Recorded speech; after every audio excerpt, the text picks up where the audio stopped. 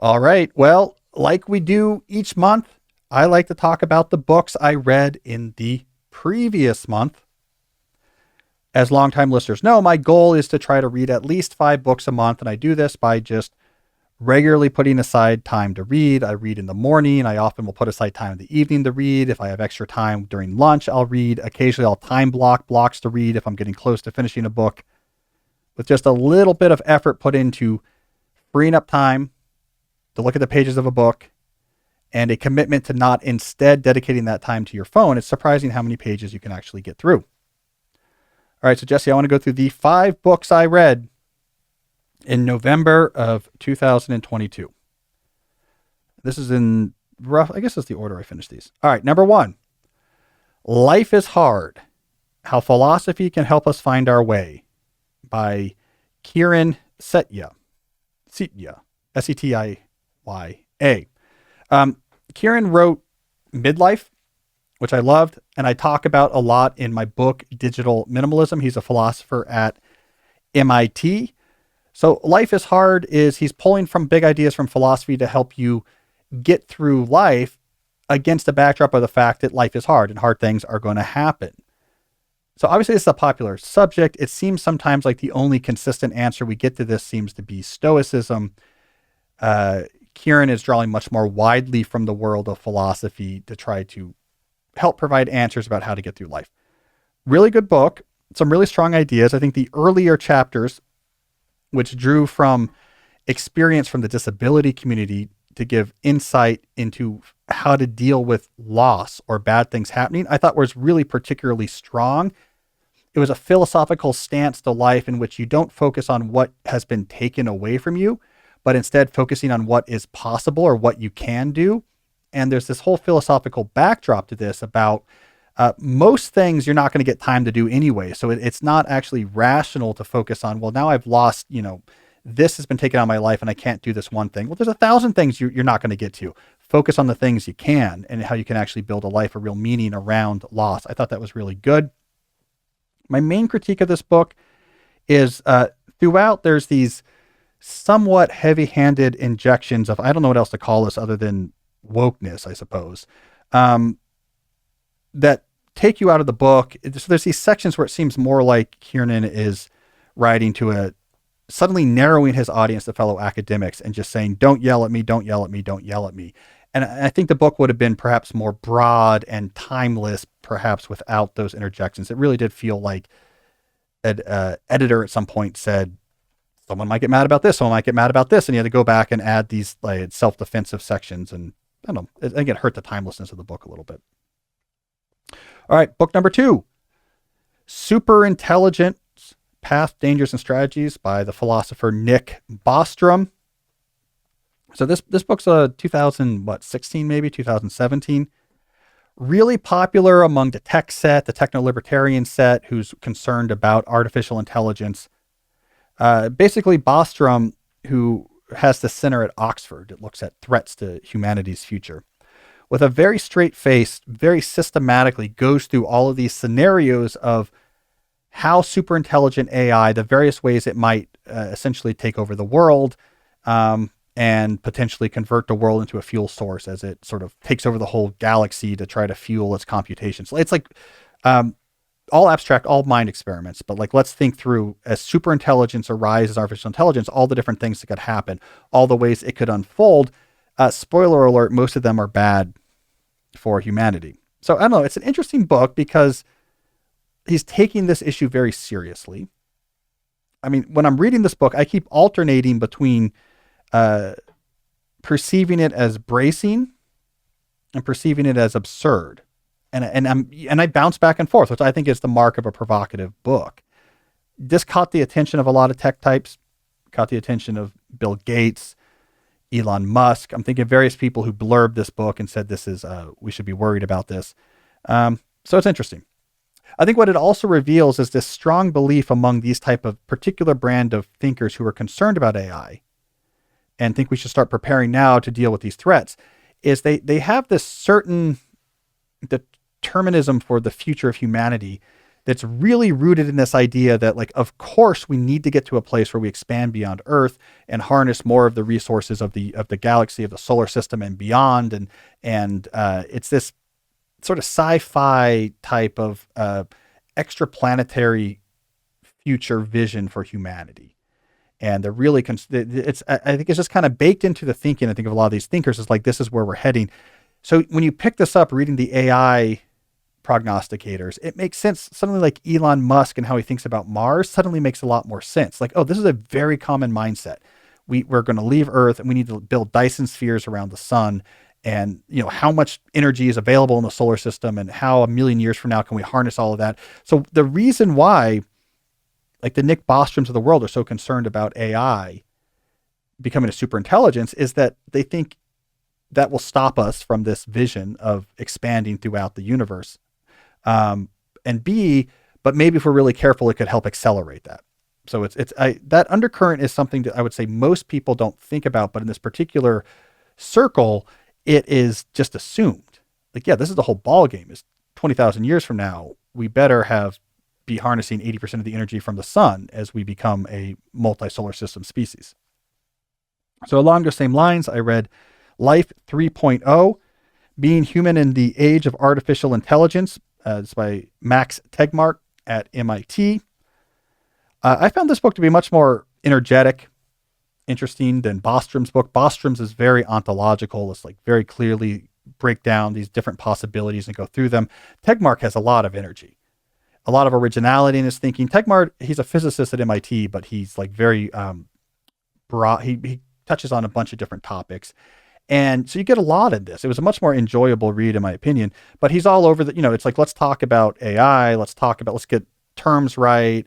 But let's talk about like all these different ways that we might harness energy from the universe. And let's talk, like, he bounces around to all these ideas. He's a smart guy. He's a creative thinker.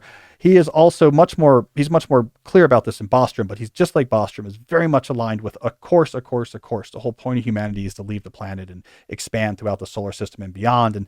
And it's just taken as a granted that that's what the whole ball game is about. It's a more eclectic book than Bostrom. It was a more fun book than Bostrom. But I enjoyed it. I enjoyed that. Tegmark's an interesting guy. He is the guy, by the way, that's responsible for all of those quotes you see from famous scientists and engineer types who are saying, I'm worried about AI. So Bill Gates, Stephen Hawking, and Elon Musk, all three of their quotes about we should be worried about AI, that's all Tegmark's doing. He is the one who organized this big conference in Puerto Rico where he brought all these people together and really kicked off this idea of we have to start thinking now about the future of AI before we actually get to a place where it's dangerous.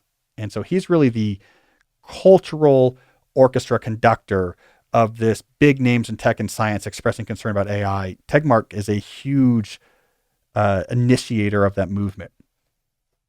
Shifting gears, I also read Sacred Nature, Restoring Our Ancient Bond with the Natural World by Kieran Armstrong.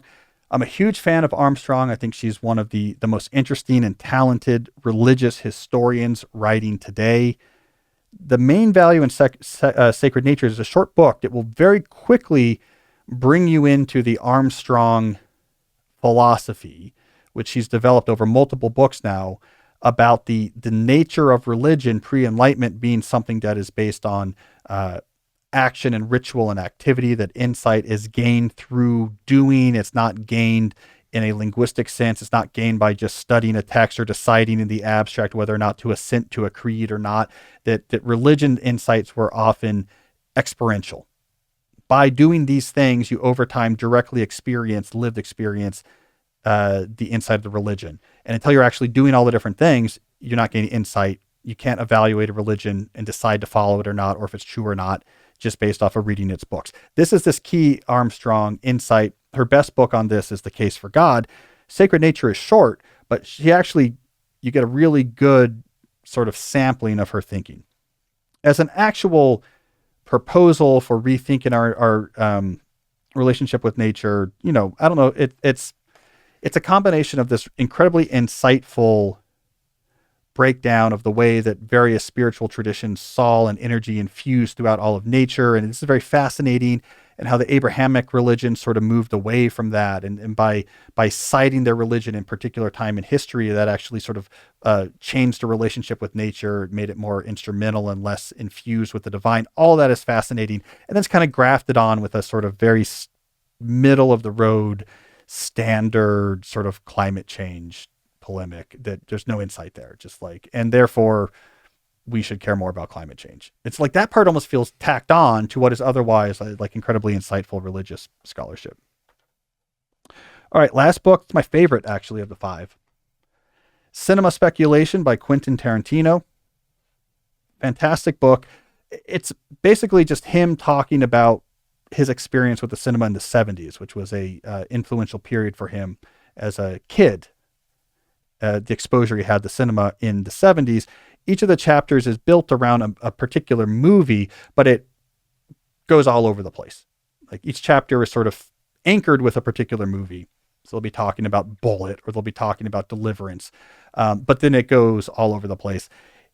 Why I love this book is because it's so original in its tone and approach. So this captures in prose essentially the essence of Quentin Tarantino, right? So it's divergent, it's obsessed with pop culture, it has a foundation in deep intellectual confidence, and it bounces around between, he knows all these movies, he knows these directors, he's connecting them in interesting ways, he's jumping from this, and back to this, he's not trying to show off, and yet he just is there's like a profound intellect behind a critique, but he's not trying to prove that he's smart. And so it's like watching a good Tarantino movie, but in the written form. And there's so little innovation that happens these days, I think, in idea nonfiction. I mean, there's so much sameness in tone. And it's a bunch of people like my age who are putting on their sort of deep professor voice and trying to, I'm so smart and let me be very careful and resigned or whatever. And then Tarantino comes in and it's just like a fire hose. It's like, boom, it's energy and divergent. And he's brilliant, but he doesn't care. And he's all over the place.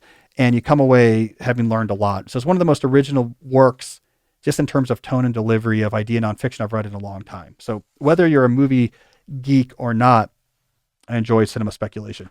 One warning though, if you get it on audio like I did, Tarantino reads the first chapter. And it's great. You're like, oh, here we go. We got 8 hours of him. It's because his voice matches the content. It switches to a third-party narrator for the second chapter. So a little bit of bait and switch. So be prepared for it. The narrator's fine. But Tarantino should have read the whole thing. But he's a busy guy. All right, Jesse. Those are my 5 books from November. With The Life is Hard, when you were talking about, the ending there, it kind of reminded me when you were talking about caveats with Sam Harris last week. Yeah, there was a little bit of that. Because also just he's pulling from these philosophers over a 200 to 300 year period, so it's very timeless and broad. Mm-hmm. But then half the chapters in the end, it's like, and where this all should lead you is to like very narrow, like whatever, basically like 2022 elite academic thinking on political issues, like whatever that current, very contemporary thought is, that all just leads you to there. And that felt tacked on, Mm-hmm. Kierkegaard and Nietzsche, they didn't know about postmodern influence, critical theories. 5 years from now, the trends in academia are going to be different. See, that's what's going to make it seem less timely. Like he obviously was writing this at home during the pandemic, post George Floyd, and like this was really influencing him. And he was thinking about people reading this and how they're going to react. But even like 5 years from now, I think where it gets specific and contemporary is going to feel dated, which is fine if you're writing a book that is contemporary and founded in a particular moment. But this is a book about timelessness, philosophies that covered all sorts of different periods, all sorts of different innovations in political thought, all sorts of different intellectual favorite ideas of the time, and all these philosophies all these different things were going on. And so maybe that's just me, but I just felt like this book, you didn't have to it's caveat. You didn't want to get yelled at, but because you were talking to Sam about that, and I talked to Sam about that. I think you got to trust the reader. Yeah. Yeah. I mean, if you need to prove to a certain subset, like I'm with your tribe, wear a shirt with a slogan. But when you try to put too many caveats into your writing, it doesn't work. I think it reduces the impact. Trust your reader. The readers can add the caveats. They can apply it to the whatever moment they're reading it in and draw those insights. And so when you add these caveats to either avoid being yelled at or to signal you're on a particular team, regardless of what that team is, I always think that diminishes the value of nonfiction writing. Trust the reader. Mm-hmm. The reader knows what they care about. They're sophisticated. They will take your ideas and adapt them and apply them to their own lives and to their own situations, to the causes they care about them. They'll stress test them against these other things going on. So if your book is not particularly about these issues, to graft the issues on, it doesn't end up making it better. It doesn't end up, I mean, maybe it does protect you from, I don't know, some nasty tweet, but no one really cares. It's the reality. It's like no one really cares about you. And this is what I've decided. No one cares about me. No one really is following it that closely. People see what you write. Is there something in here that's useful to me? And they move on with their life. So yeah, but I did talk about that with Harris on the podcast, my philosophy of caveats. And we've talked about on the show before about how caveating, well, this advice might not apply here or there, is very relevant to one-on-one conversation where it's just reasonable and polite, but doesn't work well when it's one-to-many. When you're doing one-to-many broadcasting information, then you got to let the recipients add the caveats. So it's two different modes of communication.